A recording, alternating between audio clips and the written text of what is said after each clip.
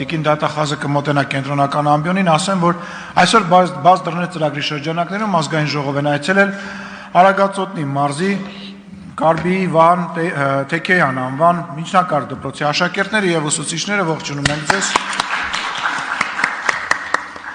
Խնդրեմ Տիկին դատախազ, մինչև 20 րոպե։ Շնորհակալություն, ազգային ժողովի մեծարգո նախագահ, հարգելի պատգամավորներ, քանի որ եզրափակիչ ելույթների ժամանակ հնչեցին հարցեր, ես բնականաբար կանդրադառնամ հարցերին եւ բոլոր քաղաքական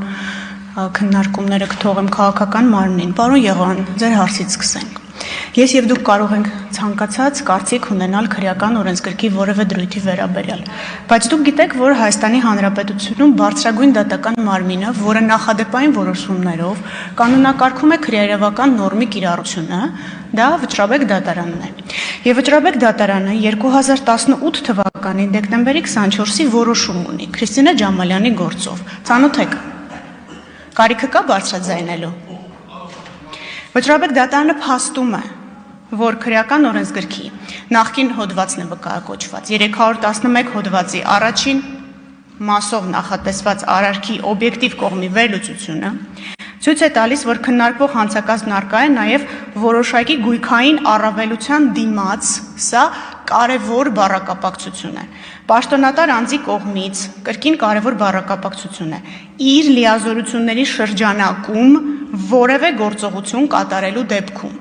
Այլ կերպ պաշտոնատար անձի կողմից թեկուզ օրինական գործողություն կատարելու համար գումար պահանջելը կամ ստանալը նույնպես կարող է որակվել որպես կաշառք ստանալ։ Ես ես կխնդրեմ, որ դուք համաձայնվելով ինձ հետ բացեք միջնորդագիրը եւ բացեք զննությունը այն գրության, որտեղ որ անձը խնդրում է պատգամավորին իր լիազորությունների շրջանակներում աջակցել իրեն մի վարքյան, ես ձեզ հիմա էջն էլ կոնկրետ կասեմ, որ երկար չփնտրեք։ Ահա,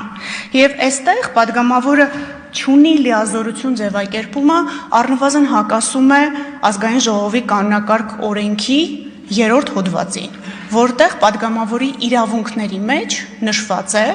որ պատգամավորը գրավոր հարցումներ անելու իրավունք ունի։ Պարոն Թունյանը հարց բարձրացրեց, թե արդյոք ցանկացած գրության համար մենք պետք է ենթարկվենք պատասխանատվության ոչ ու ոչ մի դեպքում։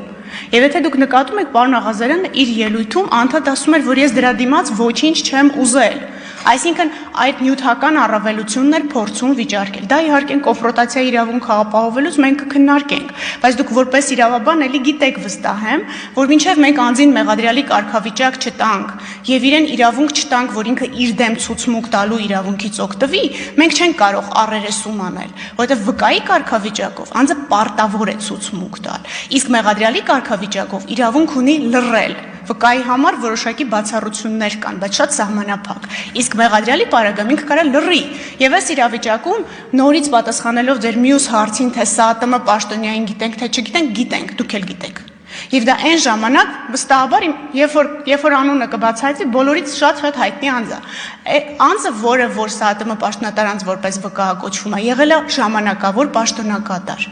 Պարոն Գաբրիելյանն ինձ ասում է, որ դե հիմա դուրս գանք մի 100 հոգու հեռախոս սպասարկվելու է այս Բաղրամյանի ալեհավաքով։ Շատ լավ, իհարկե սպասարկվելու է, բայց դուք ուշադրություն դարձրել եք, որ իրանք զանգ են ունեցել այդ ընթացքում։ Դուք նկատել եք, որ այդ օրը առավոտյան Հովիկ Աղազարյանը ինքն է զանգում Սլավիկին, եւ Սլավիկի հեռախոսը սպասարկվում է այդ ժամանակ Արմավիրում։ Հետո երբ որ իրանք հանդիպում են, Աղազարյանը ինքն է զանգում Սլավիկին, այսինքն մենք չենք ասում, որ այդ պահին Բաղրամյան փողոցով անցնող բոլոր անձանց ում հեռախոսները սպասարկվել են իրար հետ կապ ունեն։ Չէ, մենք ասում ենք Սլավիկը չի ստում սրա մասին։ Պարոն Աղազարյանը հետաքրքիր թեզ է բարձրացնում, ենթադրում եմ դա իրենց պաշտպանական տակտիկան է լինելու, որ այդ տարբեր աշոտներ են։ Մեկը աշոտիկ է, մեկը աշոտ է։ Չէ, դա նույն մարդն է։ Եվ ինչքան էլ փորձեն այստեղ այդ բառախաղը ստեղծել աշոտ-աշոտիկ։ Եթե դուք նայեք իրենց հեռախոսային խոսակցությունների բառացի վերծանումները, որոնք ես ուղղակի բառապաշարը հարիր չի ազգային ժողովի ամբիոնից հնչեցնելու, ինչքան էլ մենք փորձել ենք, հա, ավելորդ բառերը մեջից բազմակետերով զտել, որպեսզի չվիրավորենք ոչ մի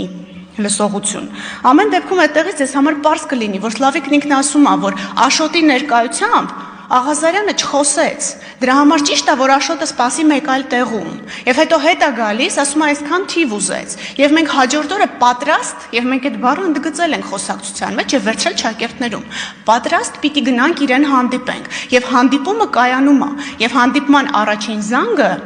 պարոն Աղազարյանն է հնչեցնում։ Բացի դրանից, երբ որ վկայի կարգավիճակով պարոն Աղազարյանը հարցաքննվում էր, կտրականապես ժխտում էր, որ ՍԱԱՏՄ պաշտոնատար անձի հետ երբևէ որևէ կոնտակտ է ունեցել։ Բայց օբյեկտիվ փաստական տվյալները ցույց տվեցին, որ հեռախոսազանգեր է ունեցել։ Դրա մասին երկու падգամավորներն էլ բարձրաձայնեցին իրենց ելույթներում։ Այսինքն այստեղ հատվածական եւ վերացարկված փաստական տվյալները իրարից որ ներկայացնեք, իհարկե ստացվում է, որ դե երկու հոգի իրենց համար խոսել են, չէ։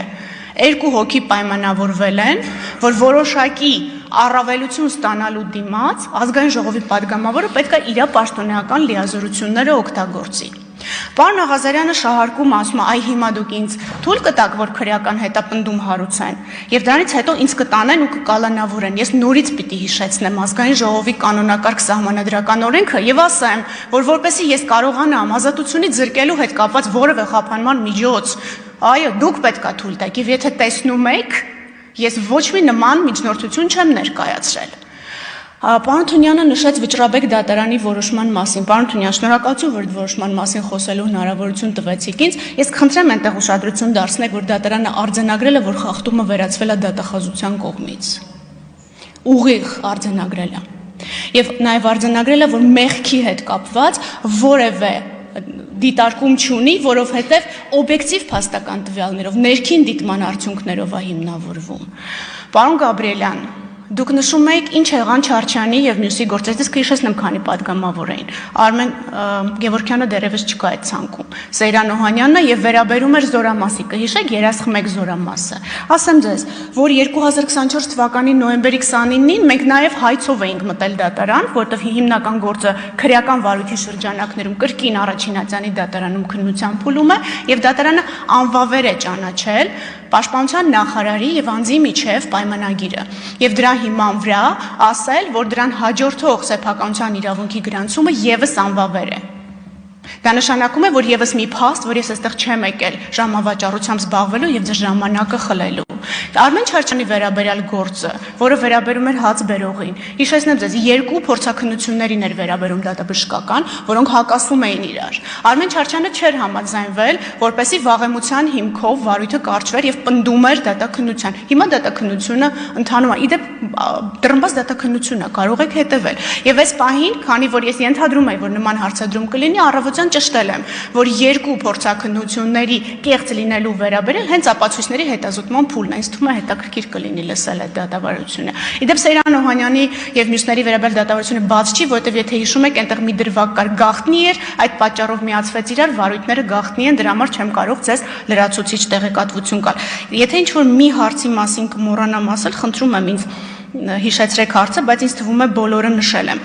Պարոն Թադևոս Ավետիսյանը երեկ ասեց, ինչու անձը չի հարցաքննվել երկրորդ $23,000 կաշառքի շրջանակներում։ Նորից պետք է հիշեցնեմ, որ մենք իրեն կարգավիճակով պիտի հարցաքննենք, որպեսզի կարողանանք երաշխիքներ տալ եւ որպեսզի այդ ապացույցը հետագայում չկորցնենք։ Եթե մենք անձին մեղադրանքի շուրջ հարցաքննենք վկայի կարգավիճակով, դատարանը ասել է, որ սա անթույլատրելի ապացույց է, դուք մարդուն վկայի կարգավիճակով կանչել եք, փաստացի հետապնդում եք։ Դրա համար ես եկել եմ ստեղ առանց անձին ձեռք տալու, որովհետև այնտեղ ուղիղ տվյալ կար։ $23,000 եւ $300,000 դրամի հափշտակներություն կաշառքի վերաբերյալ եւ այս պարագայում ես պիտի ստանամ կարգավիճակ, որպեսզի կարողանամ անձին եւ հարցաքննել եւ վստահաբար առերեսել։ Ինչ վերաբերում է չափերի հետ կապված, պարոն Գաբրիելյան, $8,000 հանգամանքը ընդունում է պարոն Աղազարյանը, բայց մենք շարունակում ենք պնդել 23,000-ի փաստը, որովհետև հակառակ դեպքում, եթե պարոն Աղազարյանը ճիշտ է ասում, որ ինքը տարվա ընթացքում, պարոն Եղվան, ներողություն եմ խնդրում, եթե տարվա ընթացքում փոխառություններ է վերցրել, բոլորս պաշտոնատար անձինք ենք, այդ թվում պարոն Աղազարյանը, պարտավոր է հայտարարագրի, 8,000-ը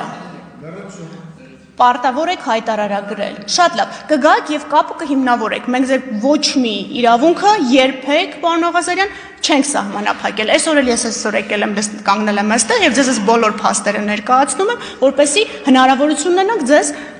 կարգավիճակով լսելու։ Ինչ վերաբերում է ավելի շուտ չգալուն, հարգելի պատգամավորներ, պատվարժան պատգամավորներ, ես այսքան ապացույց, որ վարույթի ընթացքում ձեռք եմ բերել, նախաքննությունը գրեթե ավարտված եկել եմ, դեռևս դժգոհություններ կան հիմնավորվածության, կապերի մասին, պատկերացնում եք, ես մի տարի առաջ գայի, երբ որ այս բոլոր գործողությունները արված չէր, միանգամից մերժելու էիք։ Իդեպ այդ նույն տրամաբանությամբ որ անընդհատ քննարկվում է կալանքը որպես պատժիչ գործի կալանքը եւ այլն, հենց առաջինը դատախազությունն է շատ դեպքերում դեմ լինում կալանքը տանելուն ինչի, որովհետեւ դատարանները այդ փուլում սկսում են մեղքի հարց քննարկել։ Սկսում են այդ ապացուցողական բազայի շրջանակում ասել, որ հիմնավոր կասկած չկա։ Եվ եթե նկատել եք, ոչ մի падգամավորի վերաբերյալ գործով ես երբևէ կալանքի մասով որևէ հարցադրում ազգային ժողովի առաջ չեմ բարձրացրել, որովհետև մեզ համար այդ վերջին ամենալուրջ խափանման միջոցը այս գործերով կարևոր չի։ Մենք ունենք արդեն այնքան փաստական տվյալ, որ մենք կարող ենք այս գործերը ուղարկել դատարան։ Դուք կհամաձայնվեք, թե չեք համաձայնվի, հարգելի падգամավորներ, դա ձեր որոշելիքն է, բայց անջատված մասով գործը ես ուղարկելու եմ դատարան։ Ինչու եմ ասում ես, որովհետև ես հսկողություն եմ իրականացնում հակակոռուպցիոն կոմիտեի նկատմամբ։ Դատական ակտի արդյունքներով նորից եմ գալու։ Եվ այնքան ժամանակ, մինչև գործի լրիվությունը կապահովվի եւ կկարողանանք վստահ ասել, թե ով էր ճիշտ, ով էր սխալ։ Այս առումով որևէ չասեմ, ճնշում բառը շատ ասացիք, որևէ պարտականություն ձեզ վրա դնել, որևէ մեր պատասխանատվություն ձեզ վրա թողնել չկա։